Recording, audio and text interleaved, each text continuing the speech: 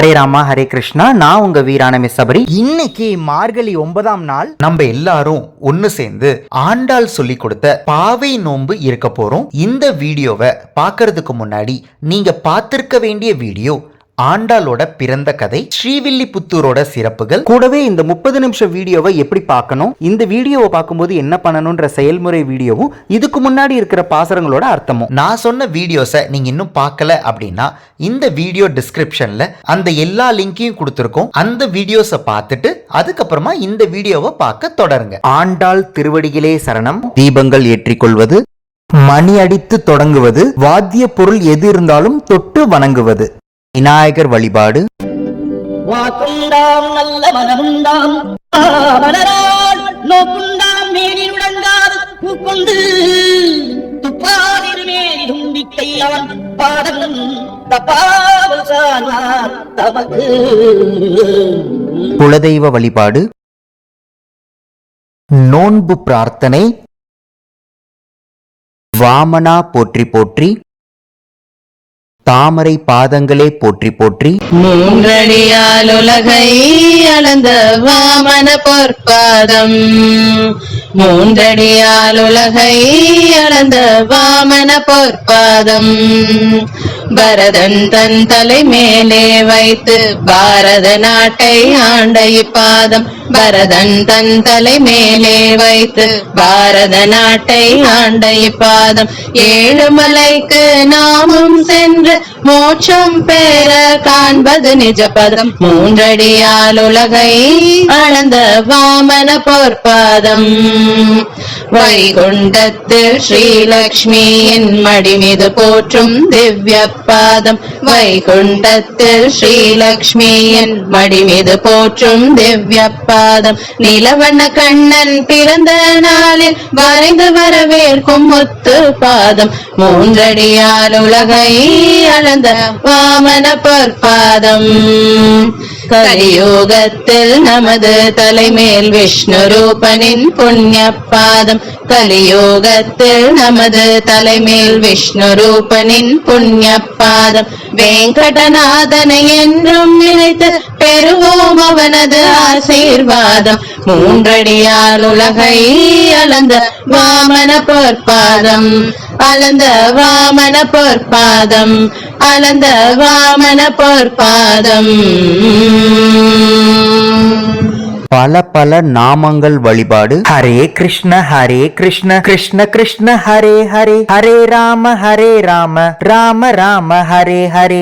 युगादिकृद्युगावर्तो नैकमायो महाशनः, अदृश्यो व्यक्तरूपश्च सहस्रजिदनन्तजित्, इष्टो विशिष्टः शिष्टेष्टः, शिखण्डी नहुषो वृषः, क्रोधः क्रोधकृत्कर्ता, विश्वबाहुर्महीधरः, अच्युतः प्रथितः प्राणः, प्राणदो वासवानुजः, अपां निधिरधिष्ठानमप्रमत्तः प्रतिष्ठितः, स्कन्दः स्कन्दधरो धुर्यो, वरदो वायुवाहनः, वासुदेवो बृहद्भानुरादिदेवः पुरन्दरः. ஸ்ரீராம ராம ராமேதி ரமே ராமே மனோரமே, சஹஸ்ரநாம தத்துல்யம் ராம நாம வரானனே. 9வது பாசுரம் பார்க்க போறோங்க. அதாவது 3 டைப் ஆஃப் பெண்களை எழுப்பிட்டாங்க ஆண்டாள். அது நம்ம 6வது 7வது 8வது பாசுரத்தில் பார்த்தோம். இது 9வது பாசுரம். இது இன்னொரு வித்தியாசமான ஒரு பொண்ணு.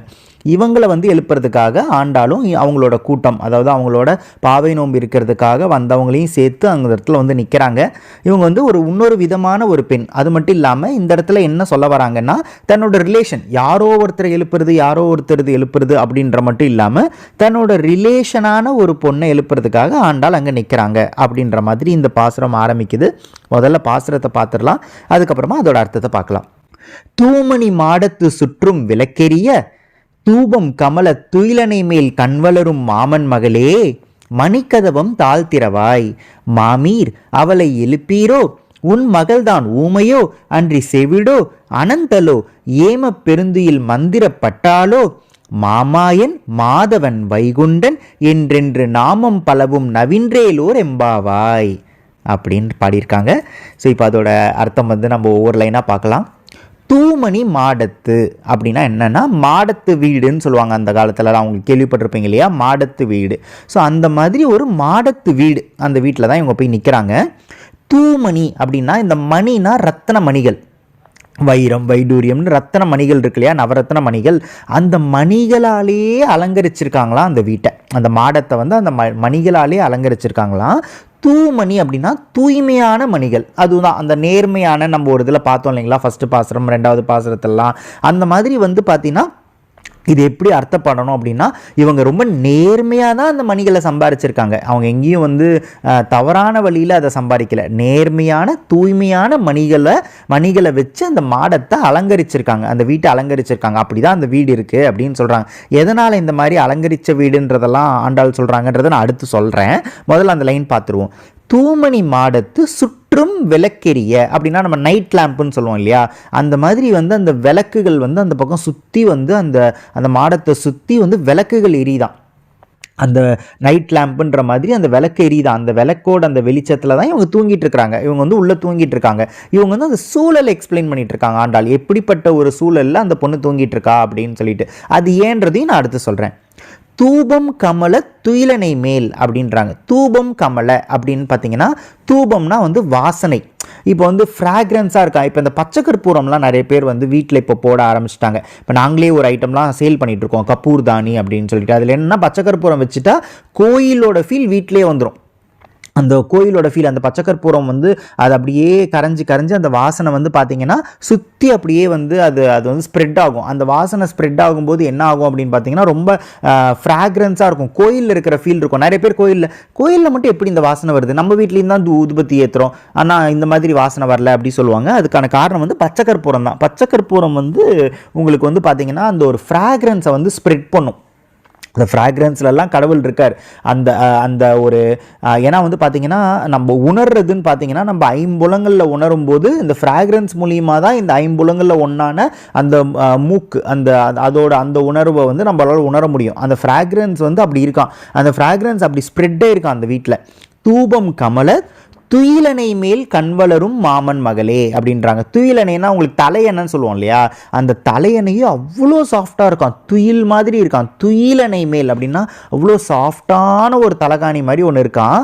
அதில் கண் வளரும் மாமன் மகளேனா, கண் வளரும்னா தூக்கத்தை கூட சொல்லுவாங்க கண் வளரும்னு சொல்லிட்டு. ஏன்னா தூங்கும்போது தான் நம்ம உடம்பே வளரும் அப்படின்னு சொல்லுவாங்க. அதனால தான் குழந்தைங்க நிறைய தூங்கணும் அப்படின்னு சொல்லுவாங்க.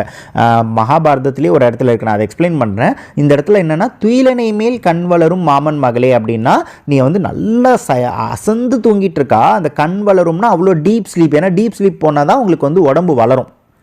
அந்த டீப் ஸ்லீப்பில் கண் வளரும் மாமன் மகளே அப்படின்னா அது யார் அப்படின்றத இந்த இடத்துல இன்ட்ரடியூஸ் பண்ணுறாங்க. என்னென்னா, அவளோட மாமனோட மகள், ஆண்டாளோட மாமன் மகள் தான் படுத்துட்டு இருக்கா அப்படின்றாங்க. இது எதுக்காக மென்ஷன் பண்ணுறாங்க அப்படின்னு பார்த்தீங்கன்னா, தன்னோட சொந்தக்கார பெண்களை கூட அந்த ஆண்டாள் எழுப்புறா. ஏதோ அந்த பக்கமாக ஃப்ரெண்ட்ஸோ இல்லை வேற யாரோ எதோ பெண்களெல்லாம் எழுப்பல, சொந்தத்தில் கூட எழுப்புறாங்க. சொந்தக்கார பொண்ணையே அந்த ஆண்டாள் எழுப்பி கூட்டிகிட்டு போகணும், நோன்பு இருக்கிறது கூட்டிகிட்டு போகணும் அப்படின்னு ஆசைப்படுறாங்க அப்படின்ற மாதிரி இந்த இடத்துல வெளிப்படுது. இப்போ அந்த மகாபாரதத்தில் சொன்ன இல்லைங்களா, குழந்தைங்க நிறைய தூங்கணும் அப்படின்னு சொல்கிறது. அது என்னாச்சு அப்படின்னு பார்த்தீங்கன்னா, மகாபாரதத்தில் பாண்டு தன்னோட பசங்க 5 பேரையுமே காட்டில் தான் அவங்க 5 பேருமே பிறந்தாங்க. காட்டில் இவங்க வனத்தில் இருக்கும்போது தான் அந்த 5 பேருமே பிறக்கிறாங்க. அந்த 5 பேருமே பிறந்ததுக்கப்புறம் என்ன ஆகுது அப்படின்னா, பாண்டு தினம் என்ன சொல்கிறாரு அப்படின்னா, தினம் அவருக்கு டைம் டேபிள் போடுறாங்க, குழந்தைங்களுக்கு டைம் டேபிள். அந்த குழந்தைங்களுக்கு என்ன டைம் டேபிள் அப்படின்னு பார்த்தீங்கன்னா, நீங்கள் பாருங்கள், காலையில் இத்தனை மணிக்கு எந்திரிக்கணும், இத்தனை மணிக்கு குளிக்கணும், இத்தனை மணிக்கு நான் கதை சொல்லுவேன் கேட்கணும், இத்தனை மணிக்கு அம்மா கதை சொல்லுவாங்க, அவங்ககிட்ட போய் கேட்கணும், இத்தனை மணிக்கு அம்மாவுக்கு பணிவிட பண்ணணும், இந்த இடத்துல அம்மாக்கான அந்த சமையலுக்கு தேவையான விஷயங்களை உதவி பண்ணணும், இந்த டைமில் என் கூட வந்துடணும், நான் நாட்டு விஷயங்களெல்லாம் உங்களுக்கு சொல்லுவேன், ராஜ்யத்தை எப்படி நடத்தணுன்றதெல்லாம் உங்களுக்கு சொல்லுவேன் அப்படின்னு காலையில் 6 மணிலேருந்து ராத்திரி வரைக்குமே இவர் என்ன பண்ணிடுவாருன்னா ஷெட்யூல் போட்டுருவாராம். ஏங்க இப்படி ஷெட்யூல் போட்டுக்கிட்டே இருக்காரு அப்படின்னா அவரோட பேட்டர்ன் அப்படி. அவர் வந்து ஃப்ரீயாகவே விட மாட்டார். ஏன்னா பாண்டு என்ன நினைக்கிறாருன்னா, ஏன்னா இவங்க கேட்குறாங்க, முனிவர்கள்லாம் வந்து கேட்குறாங்க, ஏங்க நீங்கள் காட்டில் இருக்கிறீங்க, ஓகே 5 பசங்களும் சின்ன பசங்க தானே, அந்த சின்ன பசங்களுக்கு ஏன் இவ்வளோ ஷெட்யூல்டு லைஃப்பை கொடுக்குறீங்க அப்படின்னு கேட்கும்போது பாண்டு சொல்கிறாரு, இல்லை நான் வந்து சரியாக தான் கொடுக்குறேன். நான் எதுக்காக அப்படி கொடுக்குறேன் அப்படின்னா, குழந்தைங்களை வந்து எப்பயுமே எங்கேஜாக வச்சுக்கணும். அவங்களை எங்கேஜாக வச்சுக்காம அவங்க வந்து சும்மா இருந்தாங்க அப்படின்னாலே என்ன ஆகும் அப்படின்னு பார்த்தீங்கன்னா, ஏதாவது தப்பு பண்ணுறாங்க, ஏதோ ஒரு பிரச்சனை பண்ணுறாங்க, ஏதாவது தப்பான எண்ணங்கள் உள்ளே வரும்.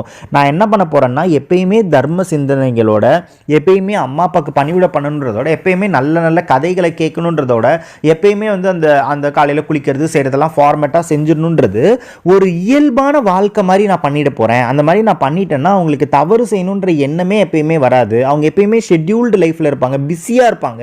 பிஸியாக இருக்கிறவங்க எப்பயுமே தவறு செய்ய மாட்டாங்க. அவங்களுக்கு தவறு செய்கிற எண்ணமே யோசிக்கிறதுக்கான நேரம் கூட அவங்களுக்கு வராது அப்படின்ற மாதிரி சொல்கிறாங்க. சொல்லும்போது என்ன சொல்கிறாருன்னா, இதில் இப்போ நான் என் ஷெட்யூல் படி நான் கண்டிஷன்லாம் போடல, இப்படி தான் செஞ்சாலும் சொல்லலை. இந்த மாதிரி உன்னால் செய்ய முடியலையா, உனக்கு டயர்டாக இருக்கா அப்படின்னா படுத்து தூங்கிடு. ஒன்று நான் சொல்கிறதெல்லாம் செய், இல்லை செய்ய மாட்டேன்னு தூங்கிடு. இந்த 2ல் தான் உனக்கு 2 சாய்ஸ் தான். ஒன்றும் இப்போ நான் சொல்கிறத பண்ணணும், இல்லைன்னா தூங்கணும். ஏன்னா நீ தூங்கிறத விட ஒரு நல்ல விஷயம் வேறு எதுவுமே இல்லை. நீ தூங்கிட்ட அப்படின்னாலே என்ன ஆகும்னா, எவ்ரிதிங் வில் பி ஆல்ரைட், எல்லாமே கரெக்டாக இருக்கும். உன்னோட உடம்பு நல்லா வளரும், உன்னோட மூளை வளரும். அப்படின்றதுக்காக பாண்டு என்ன சொல்கிறாருன்னா, ஒன்றும் நான் சொல்கிறதெல்லாம் செய்யலைன்னா தூங்கிடு. நீ தனியாக வந்து இல்லை நான் கொஞ்ச நேரம் போய் டைம் பாஸ் பண்ணிட்டு வரேன் அப்படிலாம் சொல்லக்கூடாது, அதுக்கெல்லாம் உனக்கு டைம் தரமாட்டேன் அப்படின்னு பாண்டு வந்து சொல்கிறார். இதுக்கு அப்படியே ஆப்போசிட்டாக பார்த்தீங்கன்னா, அரண்மனையில் வந்து திருதராஷ்டிரர் என்ன பண்ணுறாருன்னா, துரியோதனன் அந்த 100 பேருக்கு எந்த ஒரு ஒர்க்குமே கொடுக்காம ஃப்ரீயாக விட்டுடுறாங்க. அப்போ அந்த பசங்கள்லாம் என்ஜாய் பண்ணுறது, அந்த பணத்தை அனுபவிக்கிறது, அந்த பொண்ணும் பொருளும் அனுபவிக்கிறது, ஊரை சுற்றுறது அப்படின்ற விஷயத்தையே அந்த 100 பேர் செய்யும்போது அவங்க தவறான எண்ணங்களுக்கு வந்து நிறைய ஸ்பேஸ் கொடுக்குறாங்க. அந்த ஸ்பேஸ் நிறைய கொடுக்கும்போது தான் சகுனி உள்ள என்டர் ஆகி அந்த ஸ்பேஸை யூஸ் பண்ணிக்கிட்டு அவங்கள தவறான வழியில் வந்து நடத்துகிறான். அந்த மாதிரி ஒரு சுச்சுவேஷனே பாண்டு இங்கே ஏற்படுத்தலை. ஆனால் திருதராஷ்டிரர் அங்கே பண்ணிட்டார். அப்போ திருதராஷ்டிரர் கிட்ட ஏங்க உங்கள் பசங்களை ரொம்ப ஃப்ரீயாக விட்டுருக்கீங்கன்னு கேட்கும்போது திருதராஷ்டிரர் என்ன சொல்கிறாருன்னா, ஃபியூச்சரில் இவங்க தானே ராஜ்யத்தை ஆள போகிறாங்க, அந்த டைமில் உங்களுக்கு பொறுப்பு வரணும்ல, இப்போ ஃப்ரீயாக இருக்கட்டுமே அப்படிம்பாங்க. அப்படி செய்யக்கூடாது. அப்படி செய்யக்கூடாதுன்றது திருதராஷ்டிரருக்கு தெரியல, எப்படி செய்யணுன்றது பாண்டுக்கு தெரிஞ்சிருக்கு அப்படின்றது தான். ஸோ இப்போ வீட்டில் கூட பார்த்தீங்கன்னா நிறைய பெண் குழந்தைங்களுக்கு வந்து பல விஷயங்களை வந்து சொல்லிக் கொடுக்க மாட்டாங்க. ஏன் சொல்லிக் கொடுக்க மாட்டாங்கன்னா, அது ஜாலியாக இருக்கட்டுமே, ஃப்ரீயாக இருக்கட்டுமே, இந்த காலத்து பசங்க எதுவுமே கேட்க மாட்டாங்க அப்படின்னு சொல்லிட்டு ஃப்ரீயாக விட்டுருவாங்க. அந்த மாதிரி விடக்கூடாது. காரணம் என்ன அப்படின்னா, உங்களுக்கு திடீர்னு அந்த பொறுப்பு வராது. இப்போ உங்களுக்கு அந்த பொறுப்பு இருக்குது அப்படின்னா, ஏன்னா சின்ன வயசுலேருந்தே உங்களுக்கு அந்த பொறுப்பு புகுட்டப்பட்டிருக்கு, அதனால் உங்களுக்கு அந்த பொறுப்பு இருக்குது. நம்மலாம் வந்து கல்யாணத்துக்கு அப்புறம் இப்போ நல்லா தானே பண்ணுறோம், அந்த மாதிரி அந்த பொண்ணு கல்யாணத்துக்கு அப்புறம் பண்ணட்டோம்னா நம்ம ஏன் நல்லா பண்றோம்னா, நம்மளுக்கு முன்னாடி இருந்தே அது புகுட்டப்பட்டிருக்கு, அதனால ஈஸியா பண்றோம். ஆனா வந்து நம்ம குழந்தைங்களுக்கு அது புகுட்டல அப்படின்னா அப்போ குழந்தைங்க கஷ்டப்படுவாங்க. கஷ்டப்படும் போது நம்மளுக்கே கஷ்டமா இருக்குது, நம்ம இன்னும் சின்ன வயசுலேயே சொல்லி கொடுத்துருக்கலாமோ அப்படின்ற ஒரு ஃபீல் வரும். அதெல்லாமே இருக்கு. அப்போ வந்து நான் பெண்களுக்குன்னு சொன்னேன், இது வந்து ஆண்களுக்கும் பொருந்தும். ஏன்னா பெண்கள் மட்டும்தான் இல்லை, ஆண்களுக்கான பொறுப்புகள் நிறைய இருக்கு இல்லையா, அந்த பொறுப்பெல்லாம் சின்ன குழந்தையிலேருந்தே சொல்லி தரணும். அதனால தான் வந்து பார்த்தீங்கன்னா குழந்தைங்களிருந்தே பாண்டு வந்து கரெக்டாக தன்னோட பசங்களை வளர்த்தாங்க அப்படின்றதுக்கான சான்று இது. ஸோ அதைத்தான் இங்கே என்ன சொல்கிறாங்க, துயிலனை மேல் கண் வளரும் மாமன் மகளே. அப்போ அப்படி தூங்கிட்டு இருக்கலாம், ரொம்ப நல்லது தான், அவள் தூங்குறது நல்லது தான், கண் வளருது, நல்லா வந்து உடம்பெல்லாம் வளருது, நல்லா வளருது, அது யார், மாமன் மகளே அப்படின்னு சொல்கிறாங்க. இந்த இடத்துல என்ன ஒரு மீனிங் இருக்குது அப்படின்னு பார்த்தீங்கன்னா, இப்போ எதுக்குங்க வந்து எழுப்பிட்டு போக வேண்டியது தானே ஆண்டாள், எதுக்கு இதை பற்றிலாம் பேசிகிட்டு இருக்காங்க, தூமணி மாடத்துன்றாங்க, விளக்கெரிஞ்சிட்டு இருக்குங்கிறாங்க, தூபம் கமலன்றாங்க, துயிலனை மேலுன்றாங்க, அப்படிலாம் சொல்லிட்டு மாமன் மகளேன்றாங்க. என்னன்னா இதுலேயும் ஒரு விஷயம் இருக்குது. என்ன அப்படின்னு பார்த்தீங்கன்னா, காமனாக வந்து நம்ம எழுப்ப போகும்போது, இப்போ என் குழந்தைங்களை நான் எழுப்ப போகிறேன்னு வச்சுக்கோங்களேன், நான் எழுப்ப போகும்போது எந்திரிங்கன்னு சொல்லிட்டு பார்க்கும்போது அவங்க அசந்து தூங்கிட்டு இருப்பாங்க, நல்லா டயர்டாக ஒரு மாதிரி அசந்து தூங்கிட்டு இருந்தாங்க அப்படின்னா எழுப்புறதுக்கு மனசே வராமல் நம்ம என்ன பண்ணுவோம்னா, அதை சுற்றி இருக்கிறதெல்லாம் பார்ப்போம். ஏசி ஓடிட்டு இருக்குது, நல்லா சாஃப்டாக அந்த பெட்டு மேலே அந்த போர்வையை நல்லா இழுத்து போட்டுக்கிட்டு குளிருக்கு இதமாக அவங்க படுத்துட்டு இருக்காங்க. இவங்களை எழுப்புறதுக்கே மனசு வராமல் நான் என்ன பண்ணுவேன்னா, எனக்கே தெரியாமல் நானே இவங்களோட படுத்து தூங்கிடுவேன். அப்புறமா வீட்டில் வந்துட்டு என்னங்க உங்களை எழுப்புறதுக்காக அமிச்சா நீங்களும் படுத்து தூங்கிட்டு இருக்கிறீங்க அப்படிம்பாங்க. ஸோ அப்போ என்னன்னா, அந்த சிச்சுவேஷன், அந்த அட்மாஸ்பியரை பார்க்கும்போது நம்மளுக்கே தூக்கம் வந்துடும். அப்பேற்பட்ட அட்மாஸ்பியரில் இந்த மாமன் மகள் தூங்கிட்டு இருக்கா அப்படின்னு வந்து ஆண்டாள் சொல்கிறாங்க. என்னன்னா, தூமணி மாடத்து சுற்று விளக்கெரிய தூபம் கமல துயிலனை மேல் கண் வளரும் அப்படின்னா எப்படி இருக்கும்ல, அப்படி வந்து படுத்துட்டு இருக்கானா, எப்படிமா இவங்களை நான் எழுப்புறது அப்படின்னு சொல்லிட்டு இந்த இடத்துல ஆண்டாள் என்ன பண்ணுறாங்கன்னா, இன்னொருத்தர்கிட்ட உதவி கேட்குறாங்க. யார்கிட்ட அப்படின்னா, ஏன்னா வந்து எனக்கு எழுப்பவே மனசு வரல. இந்த இடத்துல ஆண்டாள் என்ன பண்ணுறாங்கன்னா, இப்போ எனக்கு எழுப்பவே மனசு வர மாட்டேங்குது, நான் இன்னொருத்தர்கிட்ட உதவி கேட்டே ஆகணும். ஏன்னா எனக்கே வந்து பார்த்தா இவ்வளோ நல்லா தூங்கிட்டு இருக்காளே அப்படின்னு தோணுது. அதனால் என்ன பண்ணலான்னா, முதல்ல வந்து மணிக்கதவம் தாழ்த்திரவாய் அப்படின்னு சொல்லிடுறாங்க, வந்து கதவை திறன்னு சொல்லிடுறாங்க. இருந்தாலும் இந்த அட்மாஸ்பியர் எல்லாம் பார்த்துட்டு அவங்களால முடியல. அவங்க என்ன பண்ணுறாங்க அப்படின்னா, மாமீர் அப்படின்னு சொல்லிட்டு அவங்க அத்தை, அதாவது மாமன் மகள்னு சொன்னாங்க இல்லையா, அப்போ மாமீர்னா அவங்க அத்தையை துணை கூப்பிடுறாங்க. மாமீர் அவளை எழுப்பீரோ அப்படின்றாங்க. நீங்கள் கொஞ்சம் எழுப்புறீங்களா, ஏன்னா எனக்கு எழுப்ப மனசு வர மாட்டேங்குது. ஏன்னா வந்து அவள் அவ்வளோ அந்த அட்மாஸ்பியரை பார்க்கும்போது யாருக்கு தூக்கம் வராது, அந்த மாதிரி அந்த பொண்ணு தூங்கிட்டு இருக்கா. அதனால் மாமீர் அவளை எழுப்பீரோ, உன் மகள் தான் ஊமையோ அப்படின்றாங்க. இப்போ இந்த இடத்துல அந்த பிரச்சனை வருது. நம்ம முதல்ல வந்து பேய் பெண்ணே அப்படின்னு சொல்லிட்டு பார்த்தோம். அப்படி பார்க்கும்போது இந்த இடத்துல அது நம்ம தப்பு ஆண்டாள் சொல்லிடக்கூடாது, ஆனால் எதுக்கு சொன்னாங்க, அதை எப்படி பேலன்ஸ் பண்ணாங்கன்றத பார்த்தோம். இப்போ இங்கே என்ன சொல்றாங்கன்னா, ஊமையோ அப்படின்றாங்க, இல்லை அன்றி செவிடோ அப்படின்றாங்க. இது வந்து ஒரு கடுஞ்சொல்லு தான். ஆனால் பார்த்தீங்கன்னா எப்படி சொல்றாங்க பாருங்க, உங்க பொண்ணு ஊமை அப்படின்னு சொல்லி முடிக்கல, அந்த இடத்துல ஃபுல் ஸ்டாப் வைக்கல, இல்லை வந்து ஆச்சரியக்குறி அந்த மாதிரிலாம் வைக்கல. இந்த இடத்துல என்ன கேட்குறாங்கன்னா, உன் மகள் தான் ஊமையோ அப்படின்றாங்க. அப்படின்னா என்னன்னா, உங்க பொண்ணு என்ன ஊமையா அப்படின்னு கேட்குறாங்க. அதுவும் கேட்கக்கூடாது, ஆனால் அத்தை கிட்ட கேட்கலாம். ஏன்னா அத்தை பொண்ணு ஊமை இல்லைன்னு அவளுக்கு தெரியும் இல்லையா. இந்த இடத்துலையும் ஈகோவை டச் பண்ணுறதுக்காக தான் கேட்டிருக்காங்களே தவிர அடமொழி கொடுக்கல. ஸோ அந்த இடத்துல என்ன சொல்கிறாங்க அப்படின்னா, உன் மகள் ஊமையோ அப்படின்னா, இதுக்கு வந்து சான்றோர்கள் வந்து சொல்கிறாங்க, என்ன சொல்கிறாங்கன்னா, கடவுள் பேரை சொல்லாத ஒரு வாய்ப்பேச்சு ஒரு பேச்சா, அதுக்கு நீ ஊமையாவே இருந்திருக்கலாமே அப்படின்ற விஷயமும், கடவுளோட நாமங்களையும் கீர்த்தனங்களையும் கேட்காத ஒரு காது ஒரு காடா, அதுக்கு செவிடாவே இருக்கலாமே அப்படின்ற ஒரு விஷயமும் சொல்லுவாங்க. அதை தான் இங்கே என்ன சொல்கிறாங்கன்னா, நாங்கள்லாம் நோன்பு இருக்க போகிறோம், உங்கள் பொண்ணும் அங்கே வரணும், நாங்கள் இவ்வளோ கூப்பிட்டுருக்குறோம், அந்த பொண்ணு எந்திரிக்க மாட்டேங்கிறா, ஏன் உங்கள் பொண்ணு என்ன ஊமையா, உங்கள் பொண்ணு என்ன செவிடா அப்படின்னு கேட்குறாங்க. அந்த பொண்ணு ஊமையா செவிடான்றத ஒரு தேர்ட் பர்சனை பார்த்து கேட்கவே கூடாது. ஏன்னா உண்மையிலேயே வந்து அதை தான் மீன் பண்ணுறாங்களோன்னு ஆகிடும். ஆனால் இங்கே இவளோட மாமன் மகள், இவளுக்கு நல்லா பரிச்சயமான ஒரு பொண்ணு தான் அங்கே படுத்துக்கிட்டு இருக்கா. அப்போ இந்த இடத்துல இவங்க என்ன கேட்குறாங்க ஆண்டாள்னா, அவள் உன் மகள் தான் ஊமையோ அன்றி செவிடோ அப்படின்னா என்ன அர்த்தம்னா, இப்போ நம்ம சொல்லுவோம்ல, நான் இவ்வளோ நேரம் பேசிட்டு இருக்கேன் உனக்கு கேட்கல, உன் காது என்ன செவிடா அப்படின்னு கேட்போம்ல, அதுக்கு வந்து அவங்கள செவிடுன்னு சொல்கிறோன்னு அர்த்தம் இல்லை. ஏன்னா அவங்க செவிடு இல்லைன்னு நம்மளுக்கு தெரியும். நான் சொல்லி உனக்கு கேட்கலையே, அப்போ உன் கவனத்தை எங்கேயோ வச்சிருக்கிறியா அப்படின்றதுக்கான அர்த்தம் தான் அது.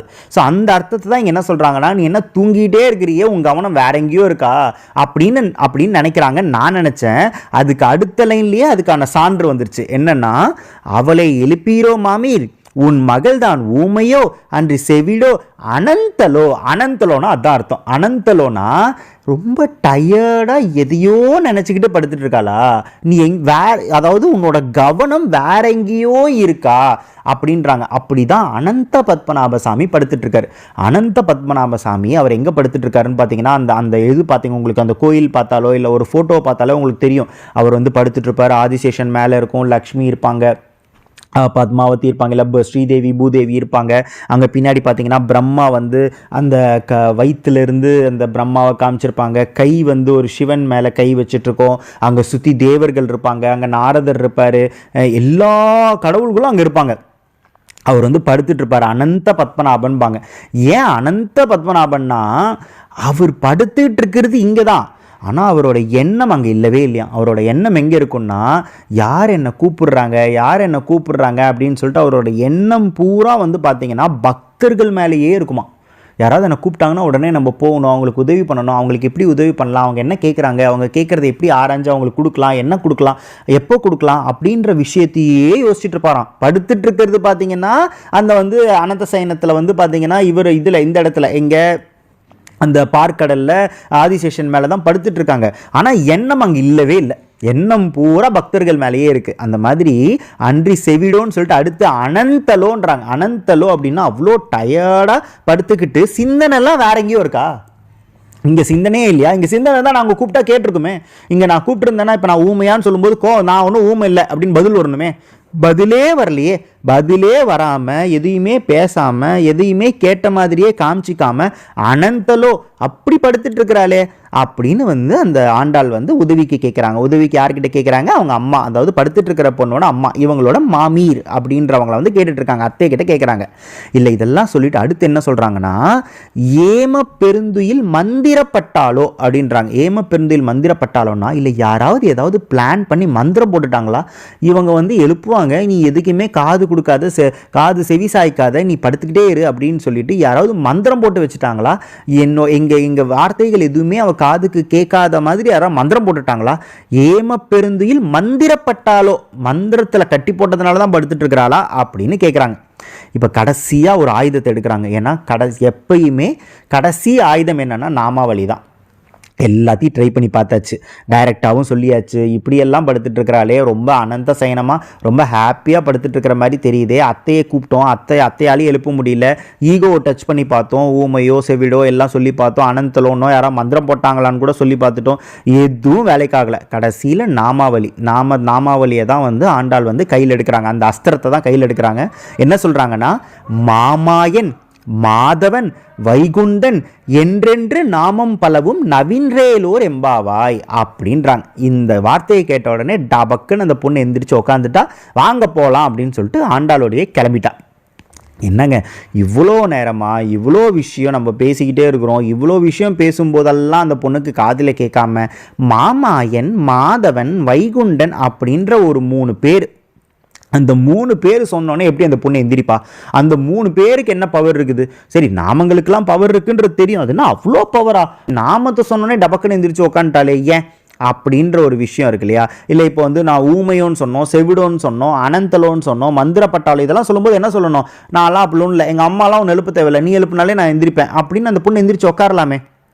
அப்பெல்லாம் எந்திரிக்காம இந்த நாமங்களை சொன்ன உடனே எந்திரிச்சாலே அதுக்கு காரணம் என்னன்னா, கடவுளே செய்ய முடியாத விஷயங்களை கூட நாமங்களால் செய்ய முடியும் அப்படின்ற ஒரு விஷயம் இருக்குது. இப்போ என்ன கேள்வி வருதுன்னா, அது எப்படிங்க கடவுளே செய்ய முடியாத விஷயங்கள் நாமங்களால் எப்படி பண்ண முடியும்? இந்த கேள்வி வந்து பரவலாக எல்லார்கிட்டையும் இருக்குது, நாமங்கள் சொல்கிறவங்க கிட்டேயும் இருக்குது. அதுக்கு வந்து ஒரு நல்ல எக்ஸாம்பிள் என்ன அப்படின்னு பார்த்தீங்கன்னா, ஒரு தடவை நான் பேங்க்குக்கு போயிருந்தேன். பேங்க்குக்கு போயிட்டு எனக்கு கிட்டத்தட்ட ஒரு 3-4 வருஷம் போகாமல் அதுக்கு முன்னாடி இருந்த அக்கௌண்ட்டு ஆனால் மெயின்டைன் தான் ஆகிட்டு இருந்ததுன்னு சொல்லிட்டு 3-4 வருஷத்துக்கு அப்புறம் அந்த பேங்க்குக்கு போயிருந்தேன். அந்த பேங்க்கில் வந்து இருக்கிற பணத்தெல்லாம் வித்ட்ரா பண்ணலான்னு சொல்லும்போது நீங்கள் செக் எழுதி கொடுங்க அப்படின்னு சொன்னாங்க. செக் எழுதி செக்கில் சைன் போட்டாச்சு. சைன் போட்டு அவங்ககிட்ட கொடுத்தாச்சு. அவங்க வந்து செக்கை பார்த்துட்டு அந்த சைனை பார்த்துட்டு இல்லை சைன் வந்து மேட்ச் ஆகலை அப்படின்றாங்க. நான் வந்து அவங்ககிட்ட சொல்கிறேன், இல்லைங்க என்னோட சைன் தாங்க, நான் 3 வருஷம் 4 வருஷம் முன்னாடி அக்கௌண்ட் ஆரம்பித்தேன், அந்த டைமில் கொஞ்சம் அந்த சேஞ்ச் ஓவர் இருக்கு இல்லையா, அந்த 11th 12th அப்புறம் காலேஜ் அந்த சேஞ்ச் ஓவரில் வந்து கொஞ்சம் ஹேண்ட் ரைட்டிங்லாம் மாறிடுச்சு, அதனால தான் சிக்னேச்சர் வந்து மாறிடுச்சு, அது எப்படி அந்த சிக்னேச்சர்னு எனக்கு தெரில அப்படின்னு அவங்க சொல்கிறாங்க. அதெல்லாம் இல்லைங்க, நீங்கள் அதே சிக்னேச்சர் போட்டால் தான் பணம் எடுக்க முடியும் அப்படின்றாங்க. நான் வந்து சொல்கிறேன், நான் தாங்க சபரி, நானே தான், என்னோட அக்கௌண்ட்டு தாங்க இது, நீங்கள் ஃபோட்டோ மேட்ச் ஆகுதான்னு பாருங்கள், நானே வந்திருக்கிறேன், நான் யாரும் ஆள் அனுப்பலை, இல்லை யாருக்கும் செக்கு கொடுத்து அவங்க வரலை, நானே தான் வந்திருக்கிறேன், ஏன் நானே வந்து கூட என் அக்கௌண்ட்லேருந்து பணம் எடுக்க முடியாதானா? அவங்க சொன்ன ஒரே வார்த்தை என்னென்னா, உங்கள் சைன் மேட்ச் ஆனால் மட்டும்தான் பணம் எடுக்க முடியும், வி ஆர் ஹெல்ப்லெஸ் அப்படிங்கிறாங்க. அதுக்கப்புறம் எனக்கு என்ன பதில் சொல்கிறதுனே தெரியல. ஆனால் இதுலேருந்து ஒன்று நம்ம நல்லா தெரிஞ்சுக்கலாம். என்ன தெரிஞ்சுக்கலாம் அப்படின்னா, நம்மளே போய் நின்னா கூட அதில் யூஸ் இல்லை. அந்த இடத்துல பணம் எடுக்கணும்னா நம்ம கையெழுத்து தான் முக்கியம். நம்ம பேரில் நம்ம கையில் அந்த கையெழுத்து நானே தான் டிசைன் பண்ணி முன்னாடி போட்டது, நான் டிசைட் பண்ண என்னோட கையெழுத்தை போட்டு என்னோட பணம் எடுக்கிறதுக்கு கூட அந்த கையெழுத்து மேட்ச் ஆனால் தான் அந்த பணத்தை எடுக்க முடியும்னு சொல்கிறாங்க இல்லையா? அதுதான் அந்த நாமங்களுக்கோட பவர். அந்த மாதிரி கடவுளே வந்தால் கூட யூஸ் இல்லை, ஆனால் அந்த கடவுளோட நாமத்துக்கு பவர் இருக்குது அப்படின்ற விஷயத்தை அந்த நம்ம தெரிஞ்சுக்கலாம். ஸோ அந்த மாதிரி வந்து பார்த்திங்கன்னா, முன்னாடி எவ்வளவோ சொல்லி எழுப்பாமல் மாமாயன் மாதவன் வைகுண்டன் என்றென்று நாமம் பலவும் நவீன்றேலோர் எம்பாவாய் அப்படின்னு சொன்னோடனே டபக்குன்னு அந்த பொண்ணு எந்திரிச்சா, வாங்க போகலாம் அப்படின்னு சொன்னால் கிளம்பியாச்சு. ஸோ இந்த மாதிரி வந்து பார்த்திங்கன்னா ஒவ்வொரு பாசுரத்துலேயும் பல பெண்களை எழுப்பி இவங்க நோன்புக்காக கூட்டிட்டு போகிறாங்க. கலியுகத்தில் நம்மளுக்கு ரொம்ப ரொம்ப முக்கியம் வந்து நாமாவளி அப்படின்றத நம்ம எல்லாருக்குமே தெரியும், நம்ம எல்லாருமே அதை தான் செஞ்சுட்டு இருக்கோம்.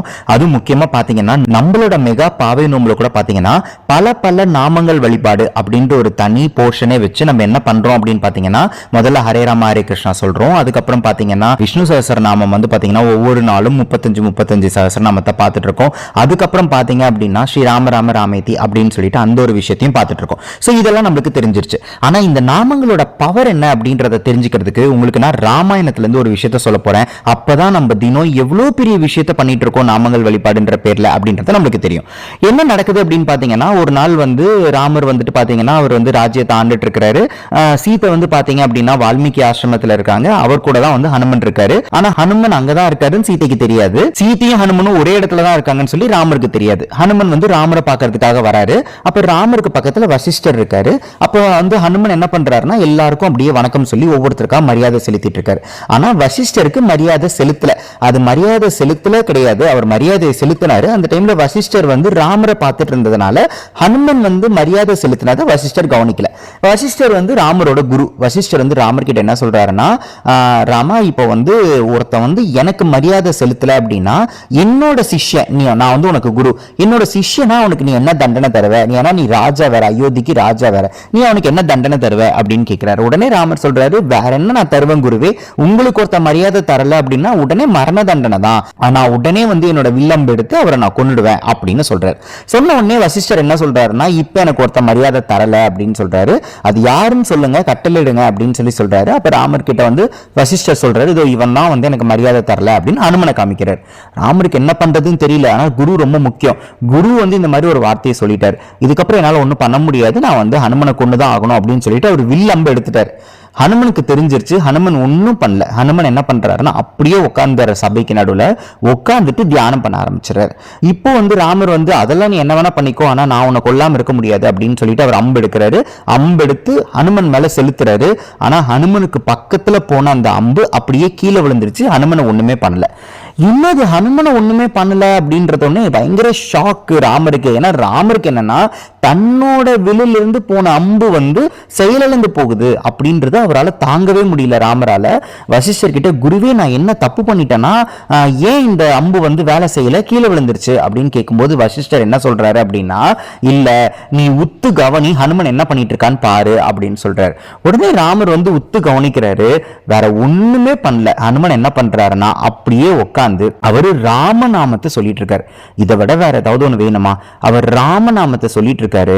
அப்பதான் வந்து ராமருக்கே தெரியுது, ராமநாமத்தை சொன்னா ராமரோட வில்லு அம்பு கூட ஒண்ணுமே பண்ண முடியாது, செயலிழந்து போயிடும் அப்படின்ற ஒரு விஷயத்தை வந்து ராமருக்கே தெரிஞ்ச விஷயம் தான் இந்த இன்சிடென்ட்ல இருந்து நம்ம தெரிஞ்சுக்கிறோம்.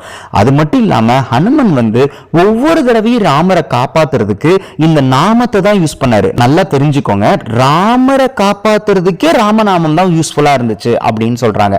எப்படி வந்து ராம நாமம் வந்து ராமரையே காப்பாத்துச்சு, ஹனுமன் வந்து அதை எப்படி காப்பாத்தினாரு அப்படின்ற ஒரு விஷயத்தை நான் உங்களுக்கு பஞ்சமுக ஆஞ்சநேயர் லிங்க் அனுப்ப போறேன். அந்த பஞ்சமுக ஆஞ்சநேயரோட அவதார கதையில பாத்தீங்க அப்படின்னா உங்களுக்கு அது நல்லாவே புரியும். இப்ப நம்ம இன்னைக்கான பாசுரத்தை கடைசியா ஒரு தடவை பார்ப்போம். தூமணி மாடத்து சுற்றும் விளக்கெரிய தூபம் கமல துயிலனை மேல் கண்வளரும் மாமன் மகளே, மணிக்கதவம் தாழ்த்திரவாய், மாமீர் அவளை எழுப்பீரோ, உன் மகள்தான் ஊமையோ அன்றி செவிடோ அனந்தலோ, ஏம பெருந்துயில் மந்திரப்பட்டாலோ, மாமாயன் மாதவன் வைகுண்டன் என்றென்று நாமம் பலவும் நவின்றேலோர் எம்பாவாய். நம்ம வந்து ஒவ்வொரு பாசுரத்திலையும் டைமிங் மாதிரி நம்ம சொல்லிக்கிட்டே வந்துட்டு இருக்கிறோம். இந்த பாசுரத்தோட டைமிங் வந்து நம்ம ஒரு 4:45 அப்படின்னு இமேஜின் பண்ணிக்கலாம். இப்போ நீங்க ஐயமும் பிச்சையும் ஆந்தனைக்கும் குருவுக்கும் காயின் போட வேண்டிய நேரம். வைணவ திருத்தலங்கள் திவ்ய தேச தரிசனம்.